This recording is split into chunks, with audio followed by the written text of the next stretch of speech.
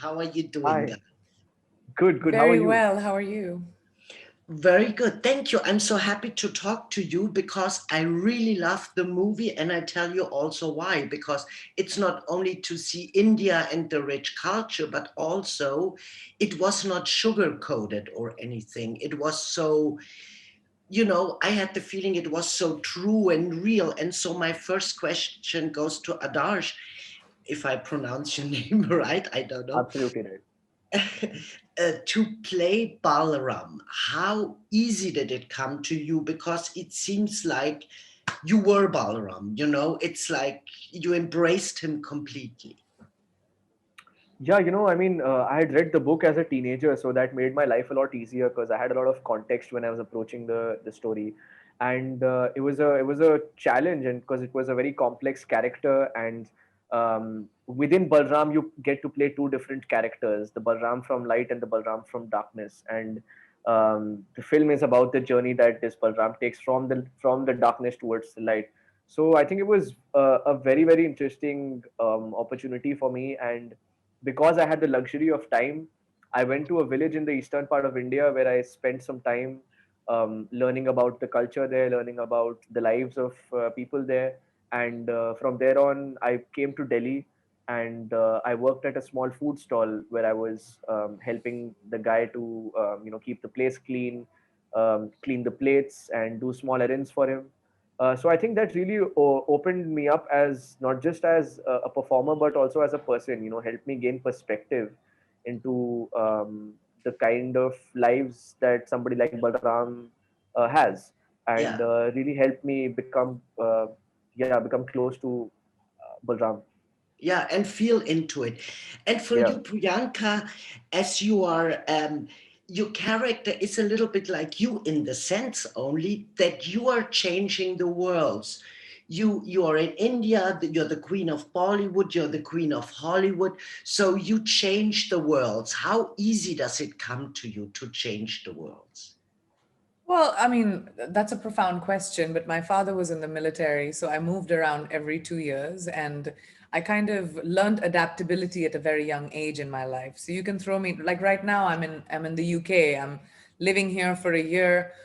You can throw me anywhere and I'll adapt. And that's really helped me become a very efficient actor, if I might say.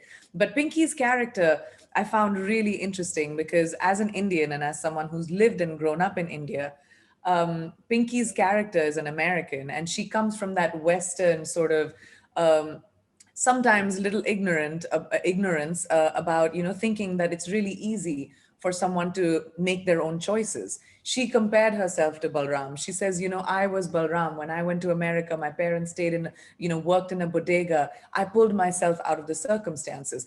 That's very sort of a flower rosy tinted image that a lot of people come into difficult circumstances with, because a lot of the world lives in conditions where they do not have a choice in their future. Their birth dictates what their future is going to be. And that's a really hard, complex thing to understand. And I loved playing that complexity and I leaned into her ignorance a lot more because, even though I knew what the reality was. And that to me, that complexity was very, very interesting. Yeah, and it came across so well. And also, I thought, wait, I know that you are a cosmopolite woman, but do you sometimes miss things from India? And what would that be? Oh, you can take me out of India. You can't take the Indian out of me. I mean, just this morning I had poha and I'm in London. So, I carry my pickles everywhere. They go with me. I'm very particular about Indian food. I need it. I need so I may travel anywhere else in the world, but my honing signal will always be India.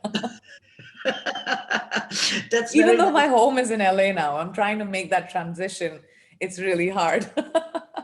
Yeah, but I think it's important that we know our culture, and it seems like you are very true to your culture and yourself, no matter where you go, because you learned it from a young age on. Is that right? Is that the reason? Absolutely. I mean, in my home, we celebrate Christmas and Diwali with the same gung ho celebration. I come from a really large family. I'm married into a really large family.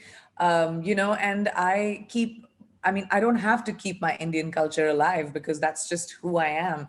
And I take it everywhere. And I find it a joy to educate people about what the richness that India brings, and the ancient, the amalgamation of ancient tradition and modern bustle is what India stands for right now. And it's such a wonderful treat to be able to, showcase that to people.